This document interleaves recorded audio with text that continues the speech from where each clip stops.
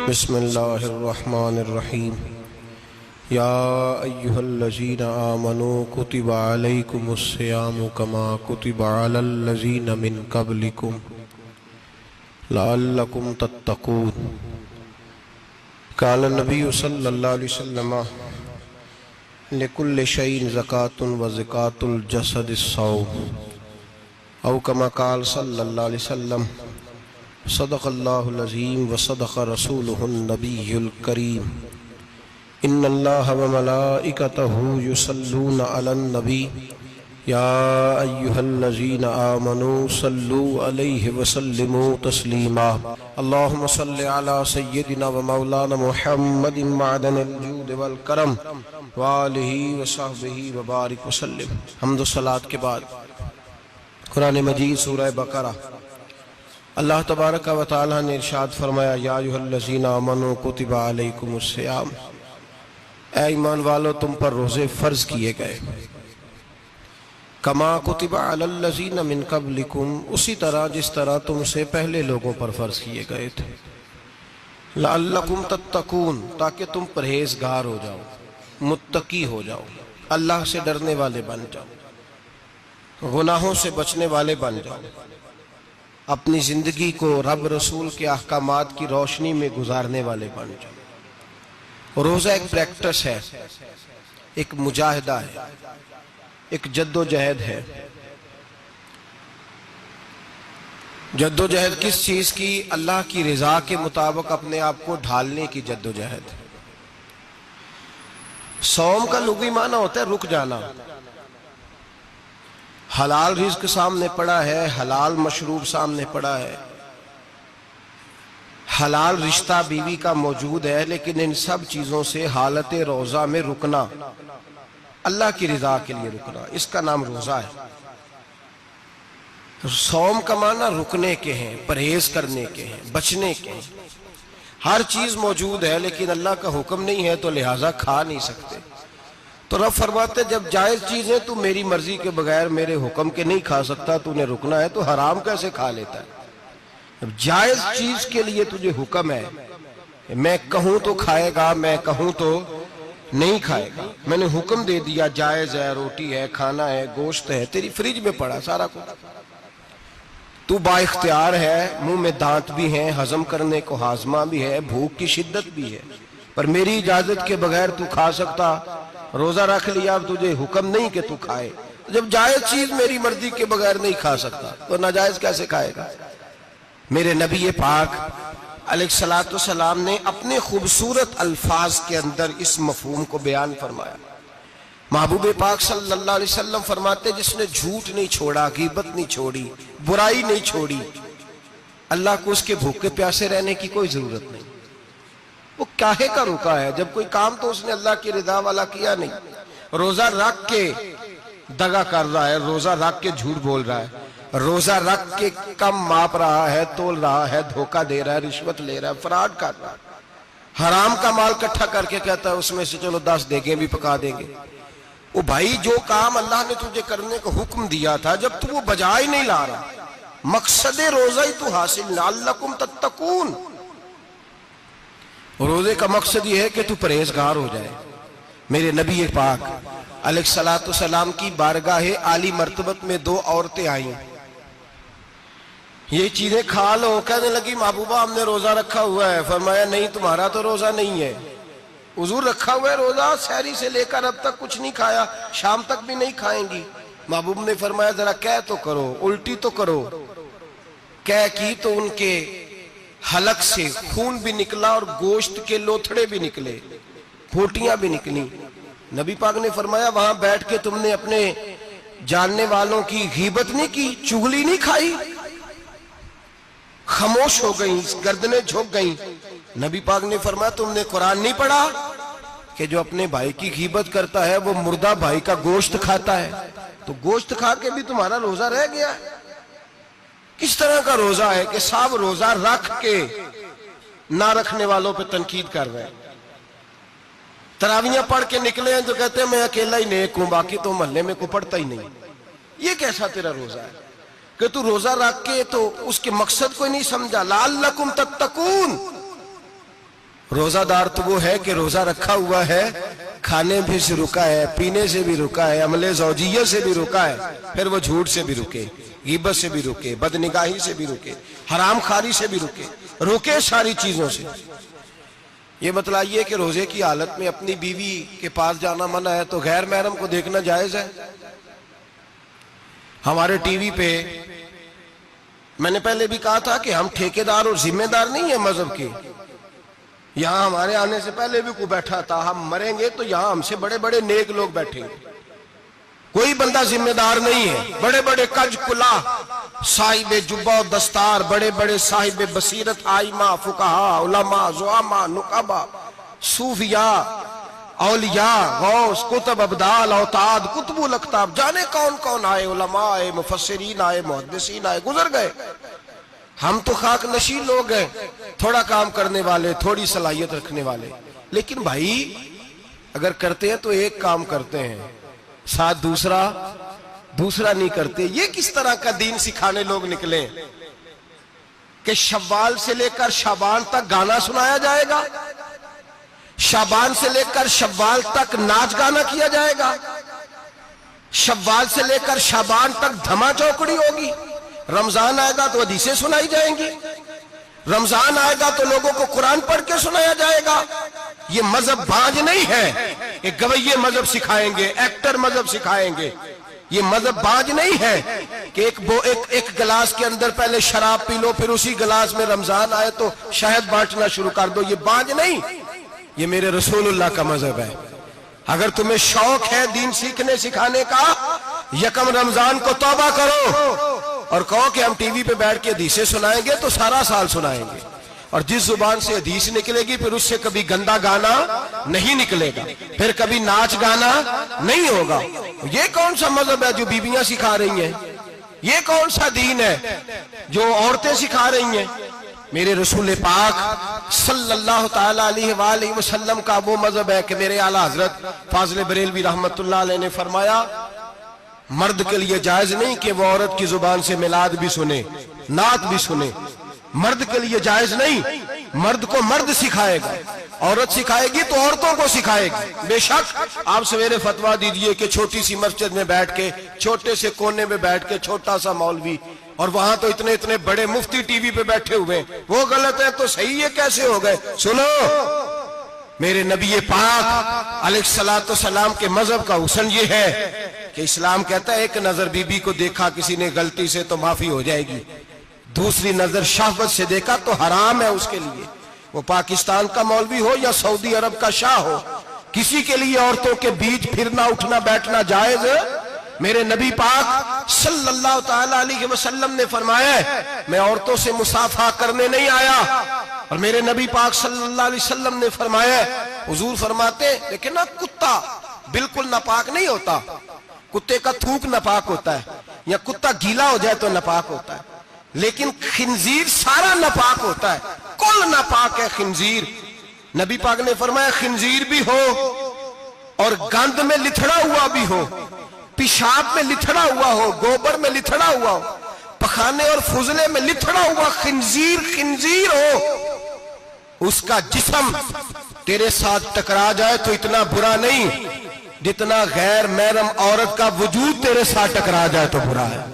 اس حد تک میرے نبی پاک صلی اللہ علیہ وسلم، اور گنبد کے معاملے میں فتویٰ دینے والے، یا رسول اللہ کہنے پر کفر کا فتویٰ دینے والے اور بڑی بڑی باتیں کرنے والے خاموش کیوں ہو گئے؟ یا ایھا الذین آمنوا لا تتخذوا اليہود والنصارى اولیاء، رب فرماتا ہے یہودیوں اور عیسائیوں کو دوست نہ بناؤ، یہ تمہارے دوست ہو سکتے، یہ تمہارے سجن ہو سکتے؟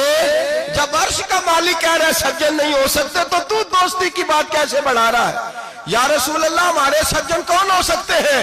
فرمایا تمہارا دوست وہ ہو سکتا ہے جو محمد عربی کا غلامی کرنے والا ہو، جو رسول اللہ کی نوکری کرنا ہو دوست ہوگا، دوسرا دوست ہو سکتا؟ کوئی ایکٹر مذہب نہیں سکھائے گا، کوئی گویہ مذہب نہیں سکھائے گا۔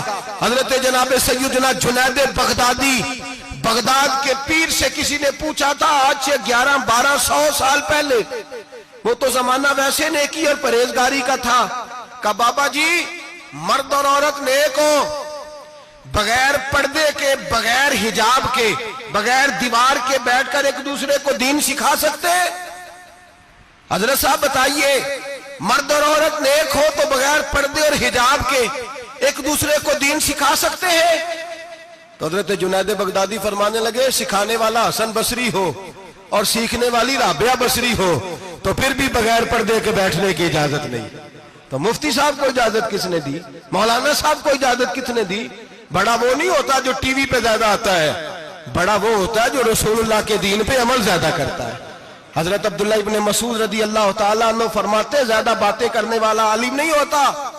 حضور پھر عالم کون ہوتا ہے؟ فرمایا پڑھو قرآن، انما یخشی اللہ من عبادہ العلماء۔ فرمایا بڑا عالم وہ ہوتا ہے جو اللہ سے زیادہ ڈرتا ہے، اس لیے کہ رب فرماتا ہے میرے بندوں میں سے جو عالم وہ ہیں جو اللہ سے زیادہ ڈرتے ہیں، خوف رکھتے ہیں۔ تو میرے بھائی رمضان المبارک میں بچنا ہے، پرہیز کا وقت ہے، تو کوئی شخص بھی کوئی شو نہ دیکھے، میری منت ہے آپ حضرات، کوئی شو نہ دیکھے۔ عورت کا تو پردہ ہے، تو ہمیں تو تماشے پہ لگا دیا گیا، عجیب قسم کے ایکٹر آ گئے اور مذہب سکھا رہے ہیں۔ میری اپیل ہے آپ سے کہ سحری افطاری کے وقت ٹیلی ویژن بند رکھیں، کیا چیز کھول کے رکھیں؟ یا قرآن کھول کے رکھیں یا رسول اللہ کا فرمان کھول کے رکھیں، اللہ رسول کی طرف توجہ رکھیں، وہ سیکھنے سکھانے کا وقت ہے۔ چھوڑیں گویوں سے دین سیکھا جائے گا، ہمیں کوئی شکوہ نہیں، یہ پکی توبہ کریں، سویرے آئیں آ کے دین سکھائیں۔ اور میں ان سے بھی اپیل کروں گا کہ آؤ دین سکھاؤ۔ حضرت فضیل بن عیاض فرماتے ہیں میں ڈاکو تھا، کبھی کبھی چھپ چھپا کے جمعہ پڑھا کرتا تھا، پھر میں نے توبہ کی تو سچی توبہ کی، پھر میں نے توبہ کی تو رب کو راضی کرنے والی توبہ کی، پھر میں نے توبہ کی تو چھوڑی ہر شے، غریبوں کا لوٹا ہوا مال واپس کیا، جس کے پیسے نہ دے سکا اس کے گھر میں جا کے اس کی بھینسوں کو چارہ ڈالا، اس کے اونٹوں کی خدمت کی، میں نے قرضے چکائے۔ فرمایا میں سچی توبہ کر کے مسجد آیا، جس خطیب کے پیچھے میں جمعہ پڑھا کرتا تھا وہ میرے ہاتھ پہ بیعت کر کے مرید ہو گیا۔ اللہ تبارک و تعالیٰ نے اپنے بندوں کے دل میری طرف پھیر دیے، پھر تمہیں اس میں انعام دینے کی ضرورت نہیں پڑے گی، پھر تم کٹیا نشین بن کے بھی دین پھیلاؤ گے تو اللہ اس میں تاثیر پیدا فرما دے گا۔ تو روزے کا معنی رکنا ہے، روزے کا معنی بولیے، روزے کا معنی رکنا، کس سے؟ جھوٹ سے، غیبت سے، بدی سے، بد نگاہی، کھانے پینے۔ روزہ کس پہ فرض ہے؟ امیروں پہ کہ غریبوں پہ؟ جی کہنے میں تو میرا تو کام ہی محنت مزدوری والا، میں کیسے روزہ رکھوں؟ میں تو دیہڑی لگاتا ہوں تو روزہ کیسے رکھوں؟ میں نے نہیں کسی حدیث میں پڑھا کہ روزہ وہ رکھے جو دفتر میں بیٹھتا ہے۔ صحابہ کے زمانے میں تو دفتر ہوتے ہی نہیں تھے، کسی جگہ نہیں لکھا ہوا روزہ وہ رکھے گا جو اے سی میں بیٹھتا ہے، تب تو اے سی تھے ہی نہیں۔ حضرت ابوبکر صدیق رضی اللہ تعالیٰ عنہ سے لے کر جناب بلال تک سارے اپنے ہاتھ سے کام کرتے، سارے اپنے ہاتھ سے کام کرتے، سارے۔ حضرت عمر فاروق رضی اللہ تعالیٰ عنہ خلیفہ وقت ہونے کے باوجود مال غنیمت کے اونٹ چرنے جاتے تھے تو چراگاہ میں چھوڑنے میں جاتے تھے، لینے بھی آتے تھے واپس۔ سارے لوگ اپنے ہاتھوں سے مشقت والے کام کرتے، حضرت بلال مزدوری کرتے، سلمان فارسی مزدوری کرتے، مقداد مزدوری کرتے، صحابہ مزدوریاں کرتے، روزے رکھتے۔ اور رمضان کے جانے کا وقت ہوتا تو در رسول پہ کھڑے ہو کے عرض کرتے محبوبہ دل نہیں بھرا، دل کرتا ہے کبھی رب سارا سال ہی روزے عطا کرے، سارا سال رمضان دے تو ہم سارا سال روزے رکھنے کو تیار ہیں۔ جذبہ تھا، طاقت تھی، ہمت تھی۔ آج نوجوان لڑکا ہے کہتا ہے مجھ سے بھوک برداشت نہیں ہوتی۔ میرے بھائی رب بیماری لا دینا، اللہ سے دعا مانگے اللہ شفائے عطا فرمائے، اور دعا کریں اللہ آزمائش سے محفوظ فرمائے۔ آپ یقین کریں میں نے لوگوں کو دیکھا ہے حلق سے قطرہ نہیں اترتا، خوراک کی نالی لگی ہوئی ہے، اعلیٰ غذائیں پکی ہوئی پڑی ہیں، عرش کا مالک کہتا ہے میں تیرے حلق سے گزرنے نہیں دوں گا، قانون بن گیا۔ میں نے دیکھا ہے ڈرپ پہ لوگ زندہ ہیں، بوتل لگی ہوئی ہے گلوکوز کی، گزارا چل رہا، اعلیٰ غذائیں پڑی ہیں، لاکھوں روپیہ تجوری میں پڑا ہے۔ مالک کہتا ہے تو نہیں کھا سکتا تو وہ کھانے نہیں دیتا، نہیں کھانے دیتا۔ ایک شخص یورپ کے علاقے کا، میں کسی کالم نویس کا پڑھ رہا تھا، وہ کہتا ہے میری خربوں میں جائیداد ہے لیکن میرے معدے میں ایسی تکلیف ہے کہ میں آٹے کو چھان کر جو اوپر سے بورا نکلتا ہے صرف وہ کھا سکتا ہوں، اس کے علاوہ میں کائنات کی کوئی نعمت کھا نہیں سکتا۔ اور میرے بھائی وہ جب چاہے تو بڑے بڑے کھانے کھانے سے تجھے روک دے، تیرے دانت چبانے کے قابل نہ رہے، زبان نگلنے کے قابل نہ رہے، معدہ تیرا ہضم کرنے کے قابل نہ رہے، وہ جب چاہے تو جو مرضی کر لے، وہ کہتا چل تو میری مرضی پہ چلنا، 1 مہینہ میرے کہنے پہ نہ کھا، 1 مہینہ میرے کہنے پہ نہ کھا، تو یا اللہ تو کیا کرے گا؟ فرمایا صوم تصحو، میرے نبی پاک نے فرمایا تم روزے رکھو، اللہ تمہیں صحت عطا فرما دے گا، اللہ تندرستیاں دے دے گا، شفائیں دے دے گا، تم روزے رکھو، اللہ تمہیں، سبحان اللہ، اللہ تمہیں، اللہ طاقت دیتا ہے، ہمت دیتا ہے، اللہ ہمت دیتا ہے۔ میں نے دیکھا ہے، میں نے بزرگوں کو دیکھا ہے، ضعیف لوگوں کو دیکھا ہے، کمزور لوگوں کو دیکھا ہے، میں نے دیکھا ہے روزے رکھتے ہوئے، مزدوروں کو دیکھا ہے روزے رکھتے ہوئے۔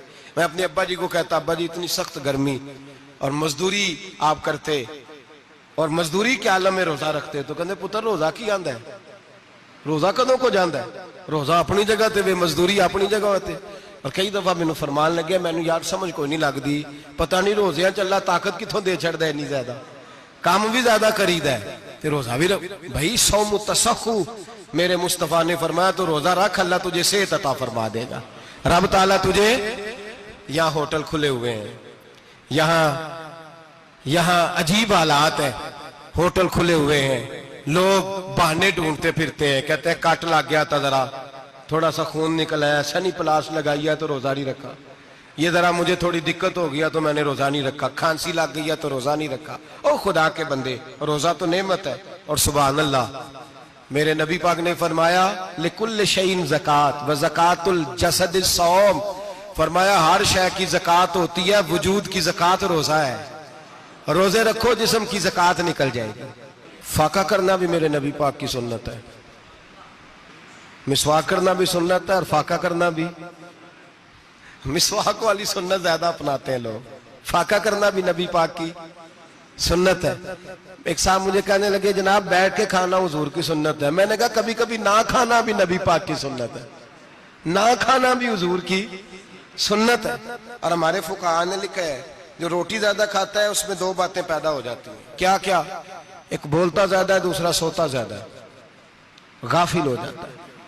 فقہ اور حکیم اطباء ڈاکٹر کہتے ہیں کہ پیٹ خالی رہے نا جس آدمی کا، اس کا حافظہ مضبوط ہوتا ہے، اس کے ذہن کی گرہ کھلتی ہے، زیادہ کھانے سے تو خماری چڑھتی ہے، دماغ ڈھونڈتے پھرنا روٹی کدھر سے آج اچھی ہے، گھر میں نہیں پکی تو ہوٹل چلے جانا، کھانے کے سوا اور کام ہی کوئی نہیں۔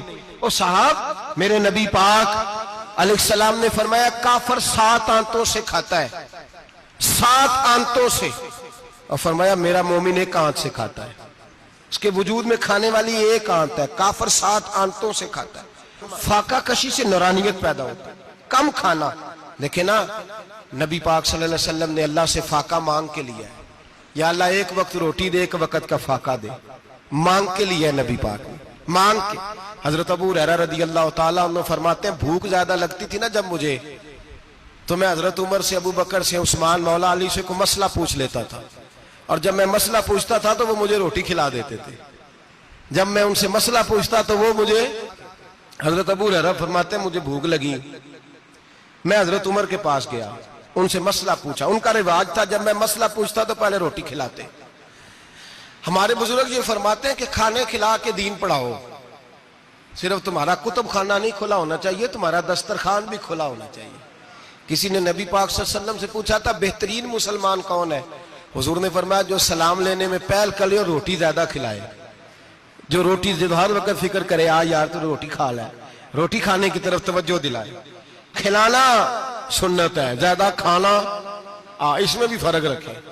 تو نبی پاک صلی اللہ علیہ وسلم کے صحابی حضرت ابو ہریرہ رضی اللہ تعالیٰ عنہ فرماتے ہیں میں نے حضرت عمر سے مسئلہ پوچھا، میں نے کہا حضور مسئلہ بتائیں، تو کہتے پہلے ان کی عادت تھی جب میں مسئلہ پوچھتا تو روٹی بھی کھلاتے، آج انہوں نے مسئلہ ہی بتایا ہے، روٹی کوئی نہیں کھلائی۔ تو مجھے کہنے لگے ابو ہریرہ تو سوچتا ہوگا روٹی نہیں اس نے پوچھی، تو نے کب سے کھانا نہیں کھایا؟ میں نے کہا آج صبح سے۔ تو جناب عمر کہنے لگے میں نے کل صبح سے نہیں کھایا۔ چل ابو بکر صدیق کے گھر مسئلہ پوچھتے ہیں، کہتے ہیں جناب صدیق اکبر کے دروازے پہ گئے، جا کر کے ان سے مسئلہ پوچھا۔ ان کی بھی عادت تھی جب کوئی مسئلہ پوچھنے جاتے تو دسترخوان بچھا لیتے، کہتے آؤ روٹی بھی کھلاتا ہوں مسئلے بھی بتاتا ہوں۔ کہتے ہیں گئے تو انہوں نے بھی مسئلہ بتایا، روٹی کوئی نہ پوچھی۔ تو کہنے لگے عمر ابو ہریرہ تم لوگوں نے کل پرسوں سے نہیں نہ کھایا ہوگا، اور ابو بکر کو 4 دن گزر گئے ہیں، تھوڑا سا دودھ ملا ہے یا کھجور ملی ہے، روٹی کوئی نہیں ملی، چلو در رسول پہ چلتے ہیں، آؤ حضور کی بارگاہ میں۔ کہتے ہیں نبی پاک کی بارگاہ میں آئے، حضور نے چہرے دیکھے، کریم سے مسئلہ نہیں پوچھنا پڑا۔ میرے مصطفیٰ کریم نے فرمایا بھوک لگی ہوئی ہے تم تینوں کو؟ 3-4 دن ہو گئے؟ اللہ کے رسول نے فرمایا مجھے پورا ہفتہ ہو گیا ہے۔ سبب کچھ اور ہے جس کو تو خود سمجھتا ہے۔ زوال بندہ مومن کا بے زری سے نہیں، بھوک نقصان کا وجہ نہیں بنی، وجہ کوئی اور بنی ہے۔ رشوتیں جو بازار گرم ہوئے ہیں لوٹ مار کے، یہ روٹی کے لیے نہیں، یہ زیادہ کھانے کے لیے، یہ بینک بیلنس کے لیے گرم ہے۔ یہ لوٹ مار کا مقصد کوٹھیاں بنانا ہے، روٹی کا تو رب کریم کا وعدہ ہے۔ جو روز روتا ہے شام کو کہ میرا کاروبار کوئی نہیں، اصل میں کہتا ہے بنگلہ کوئی نہیں، اصل میں کہتا ہے کار کوئی نہیں، پجارو کوئی نہیں، روٹی تو اللہ عطا فرماتا ہے، اس کا وعدہ ہے۔ فرمایا حضور نے 3 دن بیت گئے، چلو۔ میرا بے تکلف صحابی ہے ابو الحسن انصاری، وہ بڑے نصیب والے ہوتے ہیں جن کو میرے نبی پاک خود کہتے تھے کہ تیری فلانی ذمہ داری ہے۔ اس زمانے کا تو کسی کو کہہ دیا جائے یہ تیری ذمہ داری ہے تو کہتا ہے یہ تو پھٹیکے ڈالنے لگ گیا، یہاں سے تو چھٹی کر جانی چاہیے۔ خوش ہوتے تھے صحابہ کہ ہماری ذمہ داری لگی۔ کہتے ہیں حضرت ابو الحسن انصاری کے گھر گئے، نبی پاک نے فرمایا بھوک بڑی لگی ہے، کھانا لا۔ کہتے ہیں حضور نے اسے کہا تو اس آدمی کو تو وجد ہی ہو گیا، اس نے کہا میرے اتنے نصیب کہ حضور کا یہ کھانا کھلا۔ آؤ دیکھو دنیا والو، آج جو سب سے زیادہ عزت والا ہے وہ میرا مہمان بنا ہوا ہے۔ فرماتے ہیں وہ دوڑے گئے، بکری اٹھائی، ذبح کی، بیوی کو کہنے لگے روٹی تیار کر، ادھر کھجوریں توڑی، انگور توڑے، کہنے لگے حضور آپ جب تک تناول کریں تب تک کھانا پک جاتا ہے۔ حضرت عمر کہتے ہیں روٹی پک کے آئی، بڑا پیارا گوشت، بڑا اچھا سالن، بڑا خوبصورت خلوص والا کھانا۔ فرماتے ہیں میں نے بڑا ہی کھایا۔ نبی پاک نے نہ ایک روٹی لی اور چھوٹی چپاتی، تھوڑا تھوڑا سالن کونوں سے، اور جب نبی پاک نے کھا لیا تو حضور کی آنکھوں میں آنسو آئے۔ حضرت عمر کہنے لگے حضور روئے کیوں؟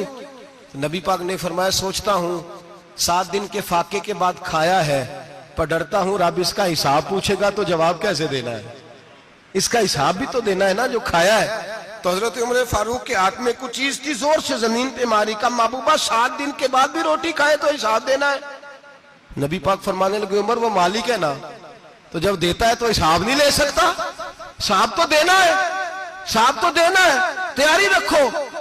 صحابہ کرام فرماتے ہم نے ارادہ کیا کہ آج کے بعد ہم پھر فاقے کریں گے، کم کھائیں گے، اس لیے کہ حساب دینا ہے۔ میرے بھائی وہ فاقہ کشی کرتے تھے، ڈرتے تھے۔ یہاں تو لوگ کھا کے بیمار ہیں، کھاتے جا رہے ہیں، سوتے جا رہے ہیں، کھاتے جا رہے ہیں، سوتے جا رہے ہیں۔ یہ بھی وقت آئے گا رمضان شریف کا، سویرے درس پہ آؤ کہتے نیند بڑی آتی ہے، سویرے 2 سپارے پڑھ کے سویا کرو کہتے صاحب نیند بڑی آتی ہے، فجر کے بعد یہ تو وقت ہوتا ہے اللہ اللہ کرنے کا، سحری کا، کھاتے جا رہے ہیں، سوتے۔ لوگ جماعت سے نماز نہیں پڑھتے، سو جاتے، جماعت کا ثواب چھوڑ کے سو جائیں گے۔ بھائی رمضان مبارک میں فاقہ کشی کی ٹریننگ ہوتی ہے، فاقہ کشی کی تربیت لے، رمضان میں روکے اپنے آپ کو، تربیت ہوگی۔ اور ہمارے صوفیاء فرماتے ہیں جو زیادہ کھاتا ہے اس کا نفس اس کو زیادہ پہ مائل کرتا ہے، خواہشات نفس پیدا ہوتی ہیں۔ میرے نبی پاک علیہ السلام نے جوانوں کو حکم دیا ہے یا معاشر الشباب، او جوانوں، یا رسول اللہ کیا حکم ہے؟ فرمایا یا نکاح کر لو اگر طاقت ہے، نہیں طاقت تو روزے رکھو۔ حضور روزے سے کیا ہوگا؟ فرمایا تمہارا نفس کچلا جائے گا، شیطان وسوسہ اندوزی نہیں کرے گا۔ آج نوجوان بڑھ بڑھ کے کھاتا ہے، بہت زیادہ کھاتا ہے، کبھی اس ہوٹل سے کھاتا ہے، کبھی اس ہوٹل سے کھاتا ہے۔ اتنا زیادہ کھائیں گے تو نفسانی قوتیں اچھل کر کے آئیں گی، مشکل ہو جائے۔ شادیاں دیر سے ہوتی ہیں، ماں باپ آنکھیں بند کر کے بیٹھے ہوئے ہیں۔ اگر ماں باپ کی ذمہ داری ہو اور ماں باپ نکاح نہ کرے تو نبی پاک نے فرمایا بچے گناہ کریں گے تو جتنا گناہ بچے کو اتنا باپ کو بھی ہوگا۔ تو ماں باپ چپ ہیں، دوسرا شادی مشکل بڑی ہے، مہنگی بڑی، اور تیسرا نہیں کر رہے کچھ لوگ تو روزے بھی نہیں رکھ رہے۔ تو رمضان ان کے لیے بھی وقت ہے، نفسانی قوتیں کچلی جائیں گی، کھانا جتنا کم کھایا جائے گا اتنا وجود کے اندر نفسانی خواہشات کم پیدا ہوں گی۔ تو رمضان تو پریکٹس ہے مجاہدے کی، دین کی۔ اور دوسرا میرے حبیب پاک صلی اللہ علیہ وسلم نے فرمایا ہے، حضور فرماتے ہیں کہ رمضان اور قرآن کا آپس میں رشتہ ہے۔ قرآن پاک کتنا پڑھنا چاہیے روزانہ؟ زیادہ سے اللہ جزا دے، امید ہے آپ زیادہ سے زیادہ ہی پڑھتے ہوں گے۔ بھائی سنیں، حدیث مبارکہ میں نبی پاک نے فرمایا رمضان اور قرآن دونوں مل کے نا، بڑی پیاری حدیث ہے، فرمایا دونوں مل کے اللہ کی بارگاہ میں میری امت کی سفارش کریں گے، رمضان اور اللہ اکبر۔ کس طرح؟ نبی پاک فرماتے ہیں رمضان کہے گا اے اللہ دن کے وقت میں نے اسے تیری رضا کے لیے کھانے پینے سے باز رکھا، اور قرآن کہے گا یا اللہ رات کو تیری رضا کے لیے کھڑا ہو کے یہ قرآن سنتا تھا۔ رمضان اور قرآن دونوں سفارش کریں گے۔ ہم نا بڑا کچھ پڑھتے ہیں، سنتے ہیں، سیکھتے ہیں، اب یقین کریں یہ کھاتے بھائی کا بھائی سے اختلاف ہو جائے نا تو وہ 30 سال پرانے کھاتے کھول کے لے آتا ہے، ساری رات ڈھونڈتا ہے کہ میرے پیسے کہاں سے نکلتے ہیں، پڑھ لیتا ہے۔ قرآن پاک کی باری آتی ہے تو نہیں پڑھتے قرآن پاک۔ ابا جی کا ختم ہوتا ہے تو مانگتے پھرتے ہیں، کہتے 2 قرآن پاک 10 قرآن پاک۔ یہ باتیں بتانی نہیں چاہیے، کرنی نہیں چاہیے، لیکن چونکہ تربیت کے لیے بیٹھا ہوں تو کر دیتا ہوں۔ میرے شاگردوں سے پوچھیں، یہاں مدرسہ ہے الحمدللہ، درجنوں طلباء ہیں، اساتذہ ہیں، میرے پیر بھائی ہیں، اور میرا یہ دعویٰ ہے کہ شاید کوئی کسی سے اتنا پیار کرتا ہو جتنے میرے شاگرد اور مرید مجھ سے کرتے ہیں، لیکن میں نے کبھی کسی سے نہیں کہا کہ ذرا سورت فاتحہ پڑھ کے دینا، میں نے اپنے ابا جی کو ثواب دینا ہے۔ پوچھ لیں کسی سے نہیں کبھی کہا، کبھی نہیں میں نے کہا کہ ذرا مجھے تھوڑا سا قرآن پڑھ دیں۔ میں اس کو ناجائز نہیں کہتا، پڑھوانا چاہیے، لیکن میں اپنے والدین کے لیے کبھی سوال نہیں کرتا کہ مجھے ذرا پڑھ کے دو، میں نے بخشنا ہے، اس لیے کہ میں نے ذاتی طور پہ روٹین بنائی ہے۔ میں سمجھتا ہوں کہ کائنات کے اندر میرے اوپر جن لوگوں نے احسان کیے ان میں سب سے زیادہ حصہ میرے ماں باپ کا ہے۔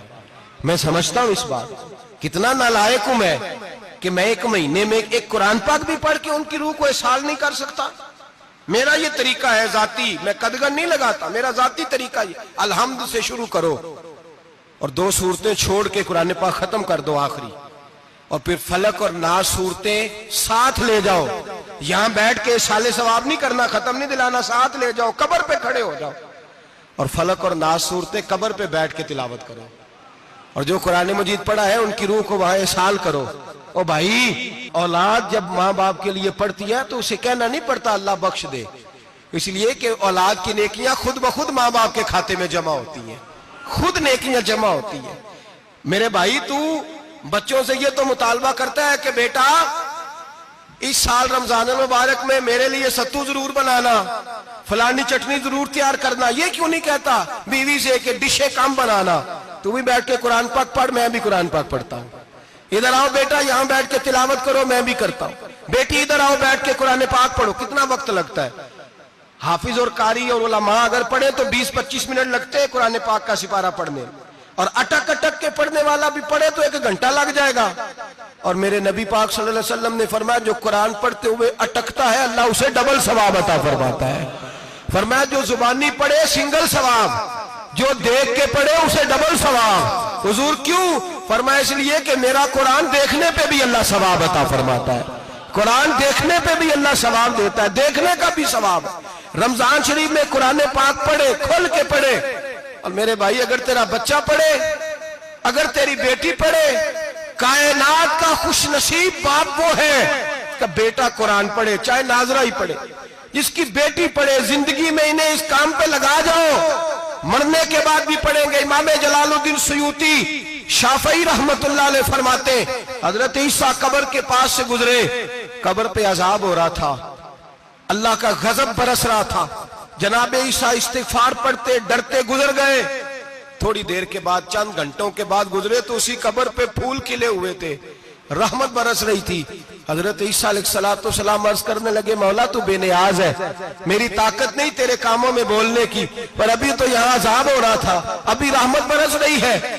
جناب عیسیٰ کہتے ہیں آواز خدا بندی آئی، عیسیٰ بندہ بڑا گناہگار تھا، پاپی تھا، مجرم تھا، خطا کار تھا، لیکن جب اس کا انتقال ہوا، اس کی بیوی حاملہ تھی، اس کے پیٹ میں بچہ تھا، بچہ اس کے انتقال کے بعد پیدا ہوا، آج وہ 4-4.5 سال کا ہوا ہے، مکتب میں گیا ہے، مدرسہ میں گیا ہے، استاد نے بسم اللہ شریف پڑھائی ہے، فرمایا اس نے توتلی زبان سے کہا ہے بسم اللہ الرحمن الرحیم، کہا عیسیٰ مجھے بتلا اس زمین پر وہ معصوم جسے ابھی رحمان اور رحیم کہنا نہیں آتا، وہ توتلی زبان سے مجھے رحمان اور رحیم کہے، اور میں اسی زمین پہ اس کے باپ کو عذاب دوں؟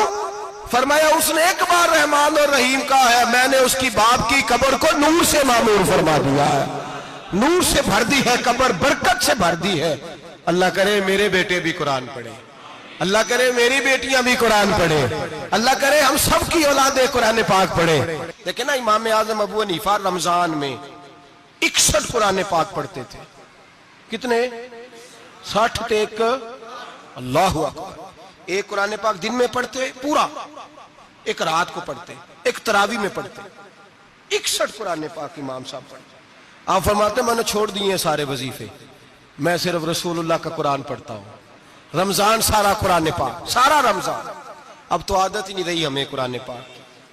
اگر لوگ ناراض نہ ہوں تو محفل نعت ہوتی ہے تو تلاوتیں کتنی ہوتی ہیں، اور نعتیں ہم نے ذوق ہی نہیں بنایا، ذوق ہی نہیں بنایا ہم نے تلاوت قرآن کا، اس لیے کہ قراء علماء فقراء ان کو ہم تیار ہی نہیں کر رہے، ہم تو ایکٹر پال رہے ہیں جو پیسے لیتے ہیں نعت خوانی کے، معاذ اللہ۔ او میرے بھائی، کیا قرآن میرے نبی کی نعت نہیں؟ حضرت عائشہ صدیقہ رضی اللہ تعالیٰ عنہ کے پاس صحابہ گئے، کہنے لگے اماں جی ہمیں نبی پاک کا اخلاق بتلائیں۔ اماں جی کہنے لگی جاؤ جا کے قرآن پاک پڑھو، کالا خلقہ القرآن، سارا قرآن میرے نبی کے اخلاق کا انعام ہے، یہ ساری نعت ہے، یہ ساری نعت ہے۔ اس نعت کو سننے لوگ کیوں نہیں آتے؟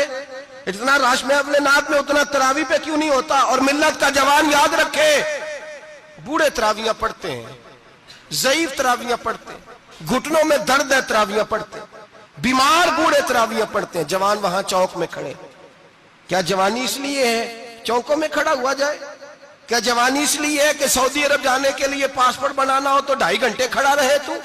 شناختی کارڈ کے دفتر تو کھڑا رہے، پروٹیکٹر کے لیے کھڑا رہے، کافروں کے سامنے کاسا لیسی کرنے کے لیے تو کھڑا رہے، تو نوکری پہ جائے تو ساری رات کھڑا رہے، اور تو قرآن کے لیے کھڑا نہیں ہوتا؟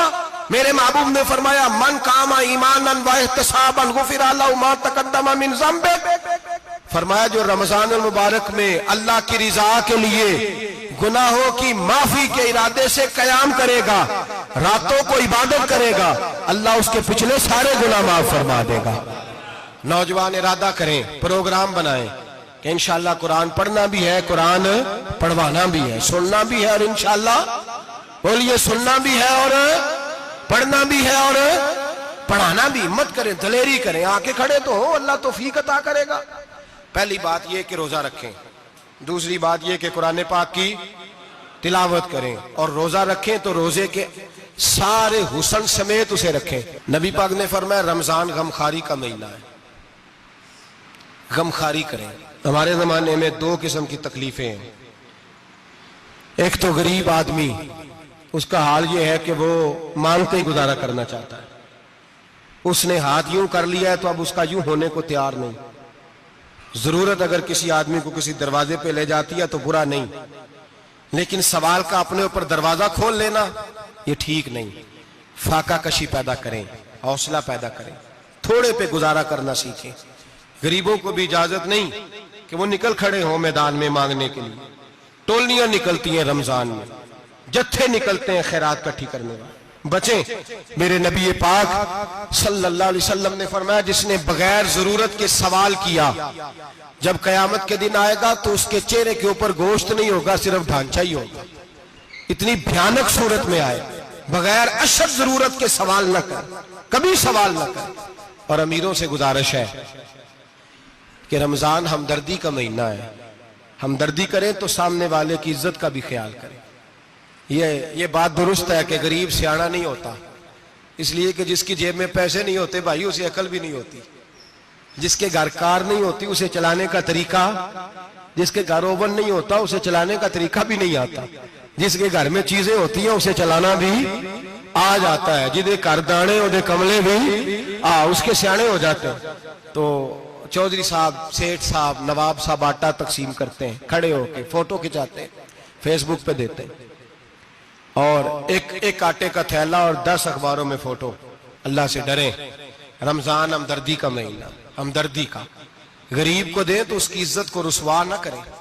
میرے نبی پاک علیہ السلام کے صحابی حضرت عبداللہ ابن عمر رضی اللہ تعالیٰ عنہ ڈھونڈ کے لاتے تھے مسکینوں کو، ڈھونڈ کے اور جب لاتے تھے تو اپنے دسترخوان پر بٹھا کر اپنے ساتھ افطاری کرایا کرتے تھے. اور پھر فرمایا اللہ تعالیٰ نے لن تنالوا البر حتی تنفقوا مما تحبون، اللہ کے راستے میں وہ چیز دینی ہے جو تمہیں زیادہ پیاری ہو. کون سی چیز جو تمہیں؟ میں تھوڑا سا بے باک ہوں، بعض دوستوں کے ساتھ، سب کے ساتھ نہیں. ایک دوست مدرسے میں گھی دینے آئے ایک دفعہ، تو وہ والا گھی دے گئے جو سب سے سستا تھا. تو میں نے کہا آپ مجھے دیانتداری سے بچائے، آپ یہی کھاتے ہیں گھر میں؟ کہنے لگے نہیں. تو میں نے کہا پھر ہم نے بچے مارنے کے لیے تو نہیں نہ رکھے ہوئے، کیا وہ والا گھی اللہ کے راستے میں پیاری چیز دے رہی ہے نا. اس لیے گلے گلے نوٹ لوگ مسجد کے گلے میں ڈال جاتے ہیں، پھٹے ہوئے ڈال جاتے ہیں، کہتے ہیں جوڑ لیں گے مولوی صاحب. اور خدا کے بندے پیاری چیز دینی تھی تو نے، اور تو نے اس کا ترجمہ الٹ کر لیا ہے. سمجھ لیں رمضان المبارک میں کسی غریب کی مدد کرنی ہے تو ساتھ اس کی عزت بھی کرنی ہے. نبی پاک علیہ السلام کے دروازے پر جب سے، یہ جملہ ایک ہے لیکن بڑا قیمتی ہے، صحابہ کہتے ہیں جب ہم دروازہ رسول پہ جاتے تھے خیرات بھی ملتی تھی اور عزت بھی ملتی تھی. خود بھیک دے خود ہی کہیں منگتے کا بھلا ہو. خیرات بھی ملتی تھی اور عزت بھی ملتی تھی. نبی پاک ساتھ عزت بھی دیتے تھے، مسکین کو غریب کو دیں اور خیر خائی کریں. جوتے بیچنے والے جوتوں کے ریٹ سستے کریں، کپڑا بیچنے والے کپڑے کا ریٹ، درزی صاحب بھی ریٹ سستا کریں، دکاندار بھی چیزوں کا ریٹ، حکیم صاحب پیسے کم لیں، ڈاکٹر پیسے کم کریں، حکومت نرخوں میں کمی کرے، اور یہ کام اجتماعی طور پہ کریں. میرے نبی پاک نے فرمایا رمضان غمخواری کا مہینہ ہے، اس میں غمخواری کرنی ہے، دوسرے کا خیال کریں، اظہار کریں، قربانی کریں. یہاں ہر چیز کا ریٹ بڑھ جاتا ہے رمضان شریف میں. ہر آدمی کہتا ہے میرا سیزن آ گیا ہے، توجہ بڑھائیں، خیال کریں، غمخواری کا مہینہ ہے. اور پھر آپ لوگوں سے یہ بھی گزارش ہے کہ رمضان المبارک کا جب مہینہ آئے تو جس آدمی کے ساتھ نیکی کرنی ہے وقت پہ کریں. کسی غریب کو پیسے دینے ہیں، کپڑے دینے ہیں تو یکم رمضان کو دیں. میں اکثر دوستوں سے پوچھتا ہوں، میں کہتا ہوں قاری صاحب نو جوڑا کدو دیندے ہو؟ کہندے 27 والے دن. میں کہا مینوں لگ گئی سمجھ، تہاڈی سازش ہے کدھرے سواں کے پا نہ لوے. ایویں مولوی چودھری صاحب دے نال دے کپڑے پا لے تے کتنے لکھیا ہے اینوں دینا ہے 27. تسی دسو 27 والے دن کوئی درزی سی کے دیندا ہے؟ انہوں 3 گنا بھی پیسے دئیے تو کہندا جڑے باقی نے انہاں دے نہیں بٹن پہ لگ دے میرے کولوں، کتھوں جوڑا سی کے. تو کس دن دیتے ہو قاری صاحب کو؟ کیا مقصد ہے؟ پہننے کے لیے دے رہے ہو یا اس لیے دے رہے ہو کہ نہ پہن سکے؟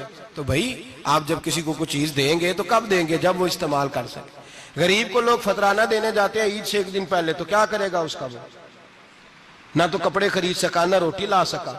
بلکہ میرے حضرت صاحب فرماتے ہیں رمضان سے پہلے دے دو، رمضان کی نیت کر کے رمضان سے 1-2 دن پہلے دے دو، اللہ رمضان جتنا ثواب ہی عطا فرمائے گا. رمضان سے پہلے دو جس کو کچھ ہے دن، قبل از وقت تیاری کرو. اور میرے قبلہ حضرت صاحب فرمایا کرتے اپنے کپڑے بعد میں، غریب کے بچوں کے کپڑے پہلے، اپنے گھر کی ضروریات بعد میں، غریبوں کی ضروریات. اس لیے کہ اللہ پاک نے ان کا رزق بھی ہمارے گھر بھیج دیا. ہماری ڈیوٹی لگائی ہے کہ تم نے بانٹنا، بانٹنے والے بنو. اور یہ ذہن بنائے کہ پتہ نہیں کس کا حصہ تھا جو اللہ نے میرے گھر بھیجا. یہ ذہن بنا کے بانٹ. اور جس کو دینے جائیں، ہاں آپ کو اجازت ہے تھوڑا بہت پتہ کرنے کی، لیکن تھوڑا بہت تفتیش کرنے کی اجازت، بال کی کھال اتارنے کی اجازت. میں نے دیکھا ہے لوگ غریبوں کا انٹرویو لیتے ہیں، تیرا تو فلانا کمانے والا نہیں، تیرا تو فلاں بچہ. او بھائی بہت سارے غریب ایسے ہیں، بڑے ہیں جو کمانے کی کوشش کرتے ہیں لیکن ان کا سبب نہیں بنتا. ہاں ہے ایسے لوگ جو سعودی عرب چلے گئے ہیں، کہتے ہیں تیرا تو فلاں باہر نہیں گیا ہے، گیا ہے، لیکن سارے سعودی عرب جانے والے بھی مال کمانے کی طاقت نہیں رکھتے. کئی وہاں بھی بیٹھ کے بیچارے قرضوں میں الجھے ہوئے ہیں، وہاں والوں کے ظلم کا شکار ہیں، بہت ساری آزمائشوں میں. تو تفتیش کرتا ہے. میرے امام شافعی کا ایک جملہ اگر آپ کو یاد رہ گیا تو بات بن جائے گی. امام شافعی رحمت اللہ، بلکہ حضرت غوث اعظم جیلانی کے پاس وہ بات آپ کو زیادہ فائدہ دے گی. حضرت غوث اعظم جیلانی کو ان کا ایک مرید سمجھانے لگ گیا، کہنے لگا حضرت جی آپ سب کو ہی دیتے رہتے ہیں، ہر بندہ مستحق نہیں ہوتا، ذرا ٹٹول کے دیا کریں. تو غوث اعظم جیلانی فرمانے لگے بھائی مجھے تو لگتا ہے تو بھی ان چیزوں کا مستحق نہیں تھا جو اللہ نے تجھے عطا کر دی ہے. پہلے تو بتا تو مستحق تھا، تجھے اپنی حیثیت اوقات کا پتہ ہے جو اللہ نے تجھے دے دی ہے؟ طاقت تھی، کوالٹی تھی تیرے اندر، وہ صلاحیت تھی. رب نے تو نہیں تیری تفتیش کی کہ تو قابل ہے کہ نہیں، تو اللہ کے بندوں کی تفتیش کرتا پڑتا ہے. امام شافعی فرمایا کرتے، امام شافعی فرماتے رب تجھے پرکھ کے نہیں دیتا، ٹٹول کے نہیں دیتا، رسوا کر کے نہیں دیتا، تو غریبوں کے ساتھ یہ سارا ظلم کیوں کرتا ہے؟ بس پتہ چل گیا وہ ضرورت مند ہے تو دے، اس لیے کہ اجر تجھے غریب نے نہیں دینا، اجر اللہ نے دینا ہے، اور اللہ اجر عمل پہ نہیں دیتا، اللہ تو نیت پہ اجر عطا فرماتا ہے۔ تو نیت دیکھ تیری کس طرح کی، تو میرے بھائی غریب کو دے، قبل از وقت دے۔ رمضان مبارک میں چوتھا کام، بات آخری اور چوتھا کام سنیں، رمضان میں دین سیکھیں۔ شیطان قید ہوتا ہے زیادہ سے زیادہ، اور جب آدمیوں کا پیٹ خالی ہوتا ہے نا تو ذہن جو ہوتا ہے نا وہ بھی اس کا فریش ہوتا ہے، اس میں کوشش کریں دین سیکھنے کی۔ میرے نبی کریم صلی اللہ علیہ وسلم نے اس دین کو علم کا دین قرار دیا ہے، شعور کا دین قرار دیا ہے، فہم کا دین قرار دیا ہے۔ نبی پاک صلی اللہ علیہ وسلم نے فرمایا ایک عبادت کرنے والا عشاء کے بعد کھڑا ہو اور فجر تک نماز پڑھتا رہے، ایک عالم دین عشاء پڑھ کے سو جائے اٹھ کے فجر پڑھ لے تو وہ 70 عبادت کرنے والوں کا درجہ زیادہ نہیں، عالم کا درجہ پھر بھی زیادہ ہے، اس عالم دین کا درجہ زیادہ ہے، اس لیے کہ وہ لوگوں کو آگاہی دیتا ہے، شعور بخشتا ہے۔ یہ دین جو ہے یہ، اور نبی پاک صلی اللہ علیہ وسلم نے فرمایا عبادت کرنے والے پر عالم کا درجہ اتنا ہی زیادہ ہے جتنا میرا درجہ اپنے غلاموں پر زیادہ ہے۔ عالم کو حضور نے اتنا بڑا مقام دیا، دین سیکھیں، شعور حاصل کریں، یہ فقاہت کا دین ہے، شعور حاصل کرنے کا دین ہے۔